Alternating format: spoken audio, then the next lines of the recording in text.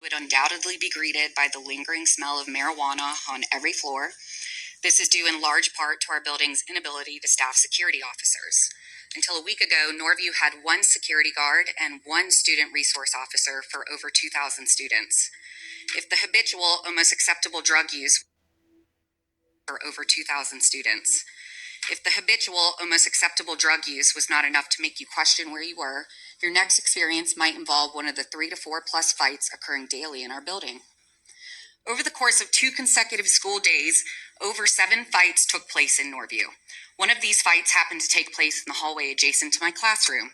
It took over 7 minutes before a single security officer or administrator arrived to break up the altercation. This is because at the very same time, a full-on brawl was taking place in our school's main office, which would eventually require 6 faculty members to physically intervene and break up. As a result of the ongoing spiraling violence in our building, several emails were sent by Norview faculty and staff to various individuals in central administration, as well as members of this board. After 5 months of drugs, fights, and lessening security, faculty members no longer feel safe coming to work. As Norview's district teacher forum representative, and simply as an employee of Norfolk Public Schools, I was one of the many faculty members to send an email to voice my concerns. The result? Gaslighting and harassment. In the days following our emails, the faculty of Norview was subjected to an emergency faculty meeting in which we were indirectly admonished for taking our concerns outside of the building.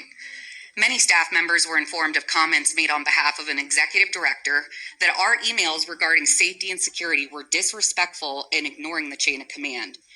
Faculty forum meetings were held in which emails that were sent were used to facilitate strategies on what we, the faculty and staff, can do to resolve our building's issues. For me personally, on Monday, a human resources investigator pulled me out of my classroom and took me away from instructional time with my students in order to interrogate me without any notice, informing me he had been sent directly by an executive director to force me into identifying who disclosed their comments to me.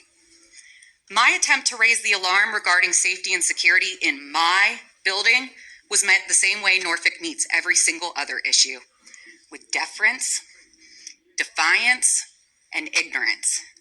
Common sense measures can and need to be implemented. Dogs are used at ADL. Why can't they be brought into Norview? Newport News was able to reappropriate $2 million overnight to install metal detectors. Why can't Norfolk? Failing to acknowledge that there is a problem is exactly why students believe that at 6 years old, they can shoot their teachers.